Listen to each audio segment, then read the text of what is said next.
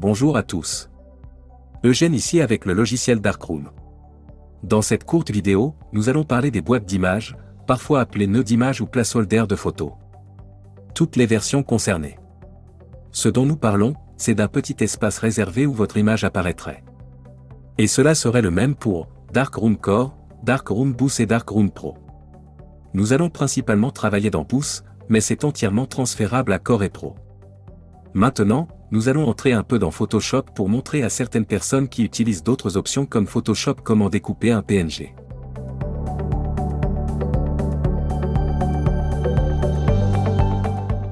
Je vais charger Darkroom Boost.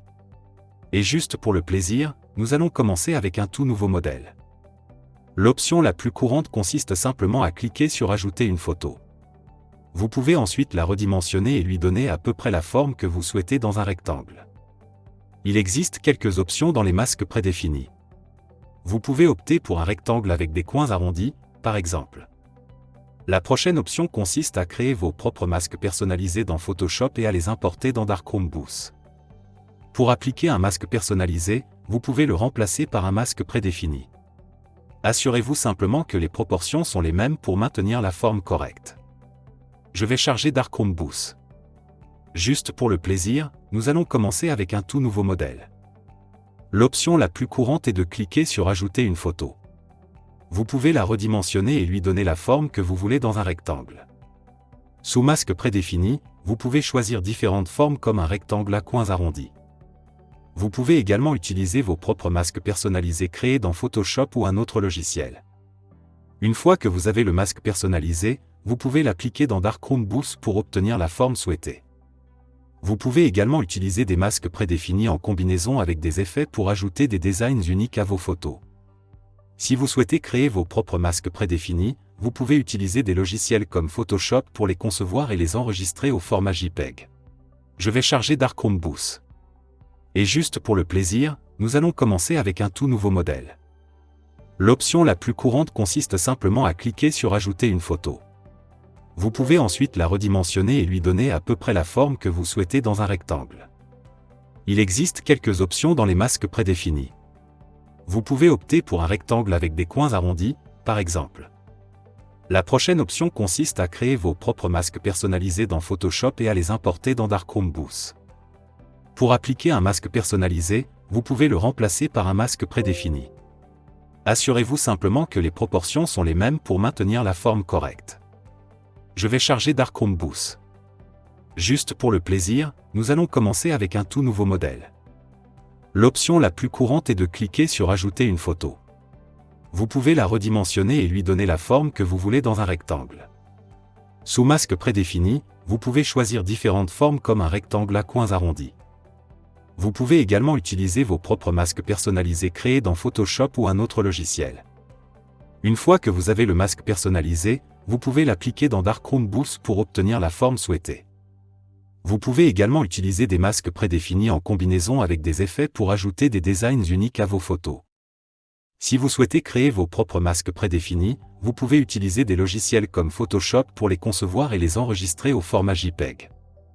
La prochaine chose que je veux aborder, si vous concevez, par exemple, une application comme Canva et que vous avez tout mis en place et sauvegardé au format JPEG, ou si vos clients l'ont créé sur Canva ou dans Photoshop et vous ont simplement envoyé un JPEG, comment feriez-vous pour transformer cette image aplatie en quelque chose où les images seront visibles à travers?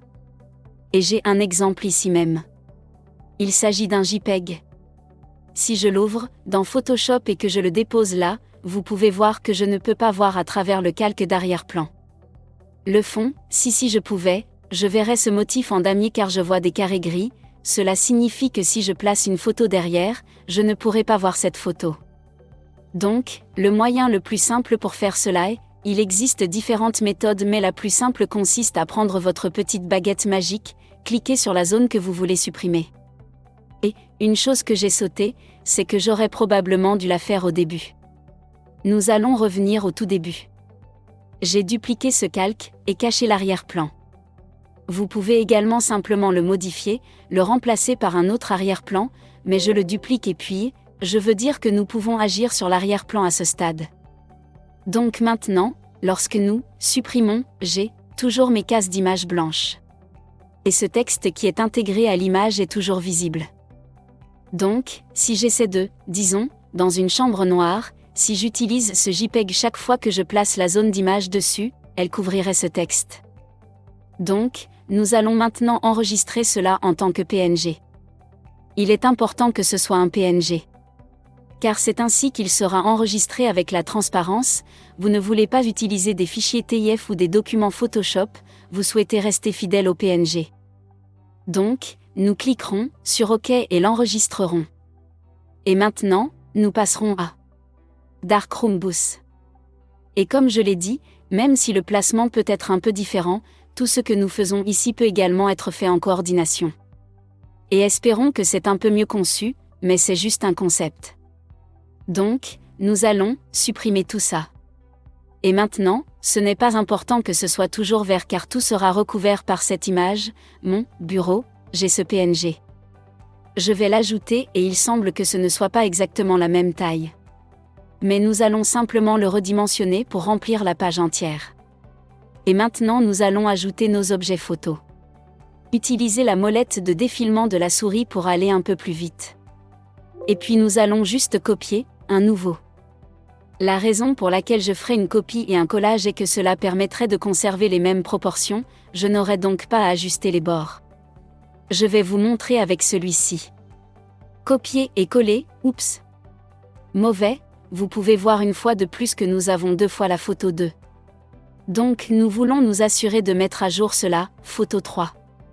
Et si nous n'avions pas découpé l'arrière-plan, cela ressemblerait à ça, mais parce que nous avons découpé l'arrière-plan sur l'image, il va maintenant apparaître et tout devrait s'afficher tel qu'il le devrait.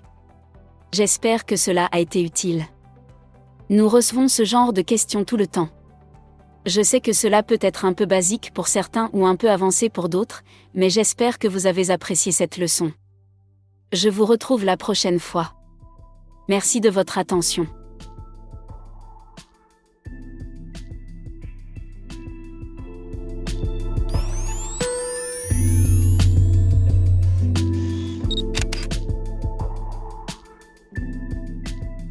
Thanks again for watching. Here are a couple of videos that YouTube thinks that you might enjoy.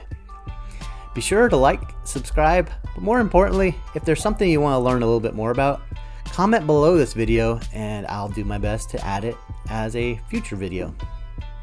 I'll see you in the next one.